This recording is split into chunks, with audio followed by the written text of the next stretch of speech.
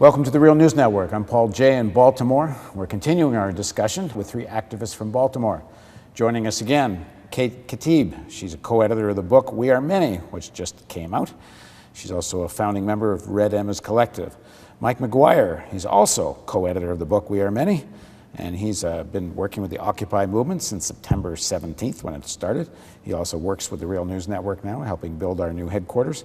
And Lester Spence, he's a contributor to the book We Are Many. He's associate professor of political science at Johns Hopkins University. He's the author of the book Stare in the Darkness, The Limits of Hip Hop and Black Politics. So Lester, I'll start with you again. So in 1968, there were thousands of people joined the protest that hit cities across America. And Baltimore, I said it the last time, the first Occupy Baltimore was actually the Army or the National Guard, and there were soldiers with guns and tanks on the street, and Baltimore was really an occupied city. But that level of mass protest, that movement that required troops to come, fast forward to now, where you're telling me that if a few hundred people show up for a protest or an event, that's pretty good. Most recently, there was a big one around the Trayvon Martin killing, but that was sort of an exception. So how do you get from a mass movement at such heights in Baltimore to one that's, you could say, is pretty much in an ebb right now? I think there are a few different things to consider. One is growing black political power. I don't think there's been a major civil disturbance in a city run by a black mayor. I don't think I know there definitely wasn't one in Detroit. The last one we had was '67. I know there hasn't been one in Baltimore since the three black mayors were elected. I don't think there was one even in New York or Chicago when Harold Washington was in Chicago or Dinkins was in New York. So I think that's part of it.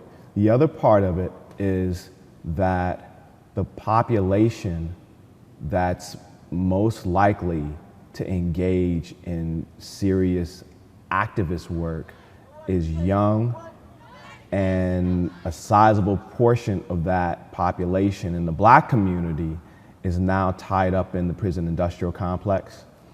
And then a third related dynamic, and there's other stuff, but I'll open it up for Mike and Kate. The third related dynamic is unemployment.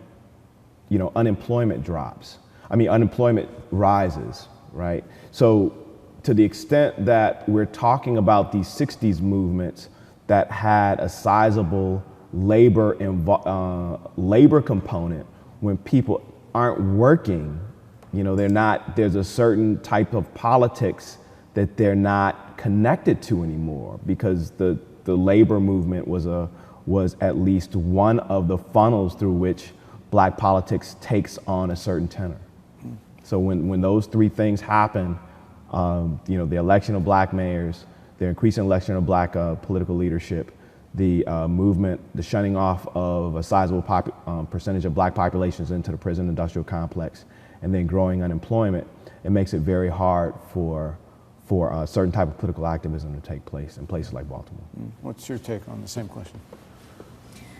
Well, I think Lester has given a pretty good outline of it. I definitely think that the fact that Baltimore has a black political class has a lot to do with the fact that we don't necessarily see mass activism coming from the black community in Baltimore in the same way that maybe we did in the 60s, either in Baltimore or elsewhere around the country.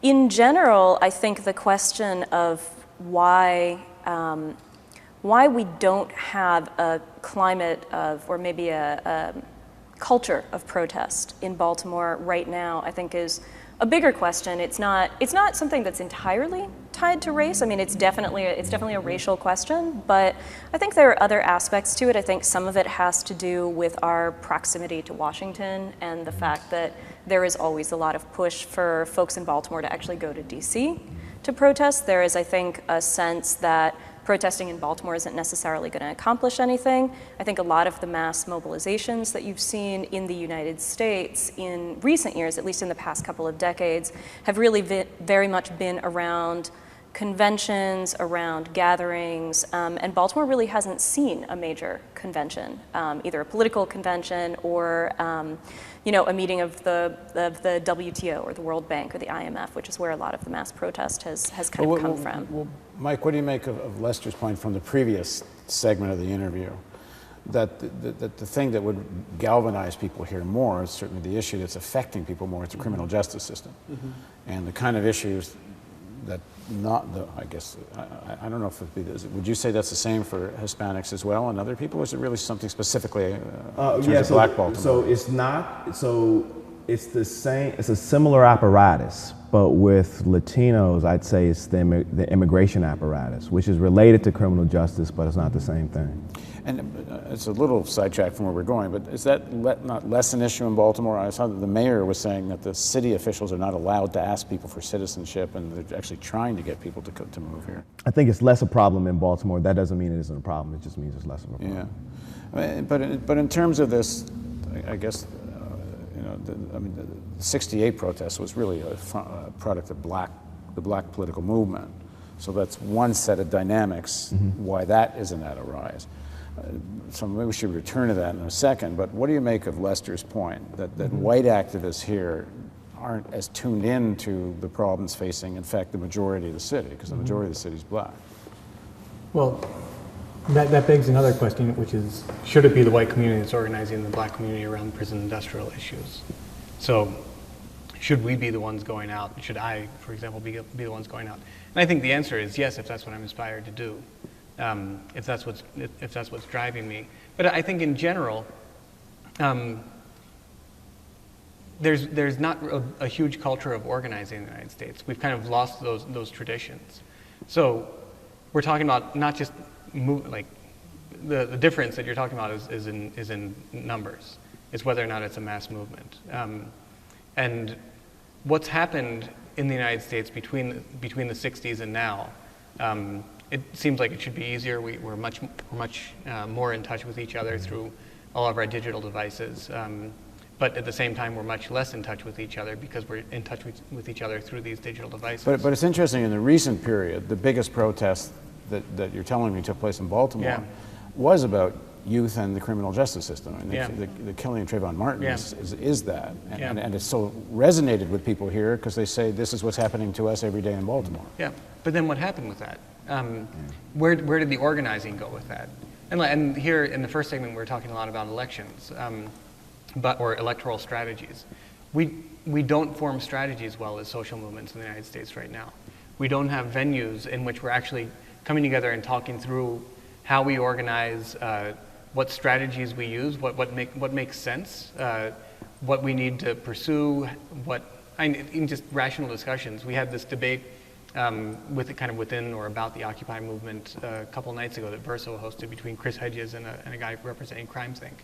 And I came away from that thinking, yeah, the situation is actually worse than we thought. If this is a level of discussion at which we can discuss strategies within a movement, then we're not going to move very far, very fast. So I think that's actually something that's very generalizable. That we're immature in terms of how we organize in this country. And even in how we articulate, right? So there's a difference between a mass action and a mass movement, right? So what happened in '68 was a mass action, and it was spurred by the assassination of Martin Luther King. Dozens of cities in the United States and cities across the country, across the world, exploded. The same thing happened with Rodney King, right? Dozens of cities in the United States and a number of cities across the world. Those were mass actions. But there's a difference between a mass action and a mass movement, right? And the things, so mass actions are spurred on by crises. We can't predict when those crises happen. We can't predict which crises is going to lead to this stuff. They just kind of explode. But a mass movement or movement building is a totally different process. So when you conflate them, when you associate mass actions with mass movements, right, then you end up misspecifying what needs to happen in order to make political change. right? And then you end up, your time horizon ends up being short. We talked about that in the first segment, where you're thinking about overthrowing the state like within 4 years, right? Not understanding that this takes 30, 40, right? You end up misunderstanding the populations you need to be engaged in, how you need to engage them, the whole thing. But you know, it's also important to remember that in the 60s you do have a mass movement, right? You have the civil rights movement, but the civil rights movement didn't just spring up overnight in 68, right? I mean, it took many, many years to actually build a strong civil rights movement in the United States. And, you know, I think to look at Occupy and say, well, why hasn't Occupy managed to catalyze this same kind of thing? Why isn't Occupy looking like a mass movement? I think we've got to, you know, as Lester says, I think we have to kind of widen our temporal gaze. We have to be looking even further into the future and saying this is only the very beginning of a mass movement. Yeah, but what I'm getting at is if you're talking Baltimore and you're organizing in Baltimore, what Lester said earlier is if you want to get a movement that's going to be a mass movement, you better deal with the issues that are facing the majority of the people. And he's saying right now that's the criminal justice system and related issues. And that's certainly my experience when I've been asking either young people who are activists or even, you know, we've been holding, we had a couple of these front porch meetings where we just went to East Baltimore and sat on the front porch and asked people, we said, we're journalists, tell us what you want us to do. And it was two issues. It was number one, it was criminal justice, not just injustice to young people going to jail. It was also how do we have safer streets so I can go to the corner store and not worry about getting robbed. I mean, it's both sides of that coin. And then the second one was a great one. It says, who the hell owns all these boarded up houses and why aren't they being rented out to low income families? So those were the issues. And I think if you look at where Occupy went after, so in Baltimore, after the Occupy movement was evicted from McKeldin Square, which was the sort of the beginning of the occupation, was the physical occupation of McKeldin Square in downtown Baltimore. And once that eviction happened, it freed up a lot of energy and a lot of time and a lot of excitement and ideas for organizing, right? So there were all of these people organizing under the auspices of Occupy Baltimore. And where did it go? Well, it went specifically into addressing the situation with the youth jail, and it went specifically into what has now become known as the Occupy Our Homes movement, which is essentially foreclosure defense. So I think exactly the issues that you're bringing up here really are the issues that Occupy Baltimore tried to address and did address in very, very real ways. And is trying, yeah. Yeah, is trying, is still trying. Yeah. Another thing, if we look right now at what's going on in Baltimore, and there's a bunch of stuff, and one of the really good things about the occupation movement is that we were all addressing universal themes, but addressing them locally. We were all in our home communities. So here in Baltimore, Occupy Baltimore quickly turned to look at development, and we weren't the only ones. Like, there are a lot of people looking at development, how development is practiced in the city, who's getting the money, what they're doing with the money, how we're using public resources for a public good. And right now, some very interesting organizing and one of the more mass organizing efforts going on in Baltimore is in the black community. It's on the east side, and it's around jobs, and it's around development, and it's around how we use public subsidies for development without any benefit for the local populations in terms of economic development, in terms of skill development, stuff like that. And it was shocking, like, you know, at the same time that Occupy Baltimore was happening, and I was seeing kind of record numbers in the community that I'm used to organizing in, seeing those folks on the street. At the same time, I'm reading in a newspaper, and I was completely unaware of this organizing going on. I'm reading in a newspaper that there were 300 people on the east side that marched onto a job site that was being led by EBDI, East Baltimore Development Incorporated, the group that's overseeing the largest urban redevelopment project in the country. They're marching on one of their job sites and saying, where are our jobs? This is our community, these are our jobs. And they got their heads beaten in. You know, the trials were just resolved the other day, and it was kind of pathetic, the whole thing. But like, at the same time that we were talking about this from Occupy Baltimore, Churches and Communities United in LiUNA were organizing hundreds of folks that they're turning out overnight. Like, this is probably more important than talking about the Trayvon Martin rally, you know, which was an instantaneous thing. It was you know, 1,000 or a couple thousand people. But the folks that are organized around the EBDI stuff, they're turning out hundreds of people every time. And how did that start? LiUNA hosted a forum in a church, and they said, we're trying to organize around jobs here. We're trying to get jobs for folks in this community. So come out and talk to us about your job situation.